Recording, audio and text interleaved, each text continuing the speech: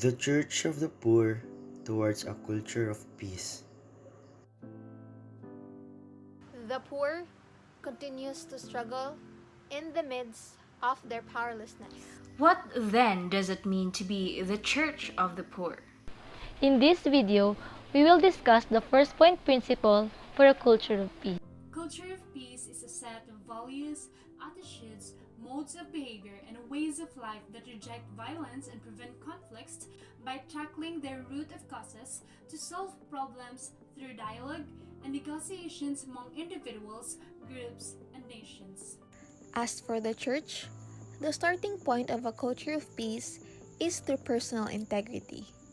Men of integrity value what is humble, honest, noble, kind, and right ahead of personal gain. Dishonesty in all its forms, from cheating in class to big scale corruption, drug misuse, sex abuse, misuse of time and abilities, and so on.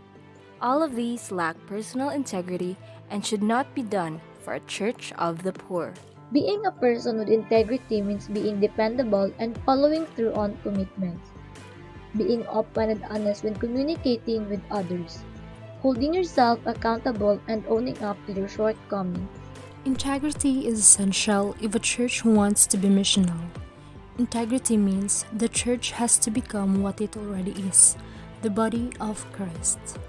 Detachment from possessions with a profound trust in the Lord as the sole source of salvation is the hallmark of the evangelical spirit of poverty, according to the Second Plenary Council of the Philippines. This is also the foundation for personal integrity and spirituality that goes beyond material considerations. This means to live simply so that others may live. A church will bravely defend and vindicate the rights of the poor and oppressed, even if it means alienating or persecuting the wealthy and powerful. A church where nobody is so poor as to have nothing to give, and nobody so rich as to have nothing to receive. The materially poor are more likely to have a profound trust in the Lord because of their lack of possessions. The responsibility towards the poor is not only a biblical imperative but also a humanitarian imperative. The basis for all that the Church believes about the moral dimensions of economic life is its vision of the transcendent worth, the sacredness of human beings. The dignity of the human person, realized in community with others, is the criterion against which all aspects of economic life must be measured. Human beings are willed by God. They are imprinted with God's image. Their dignity does not come from the work they do, but from the person who they are.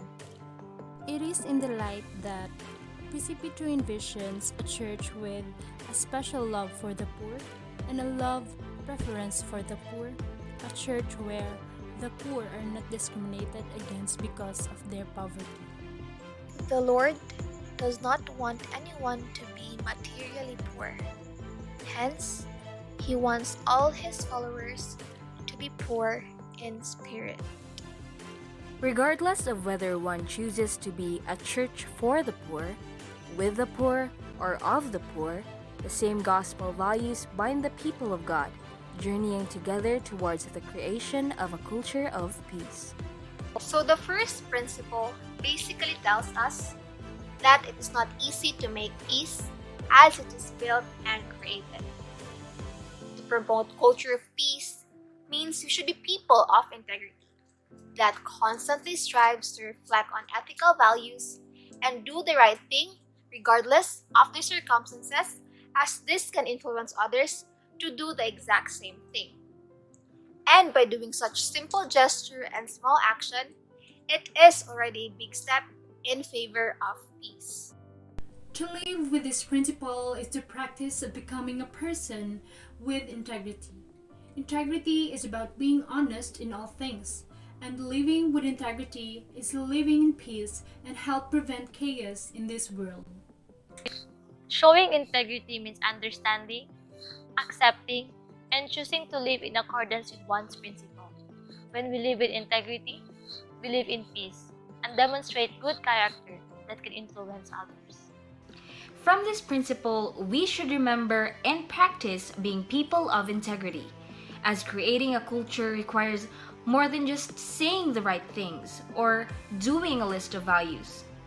Don't get me wrong, communicating your ideals and expected actions are critical. But a culture of peace is created by modeling these desired values and behaviors over and over until it becomes a collective custom.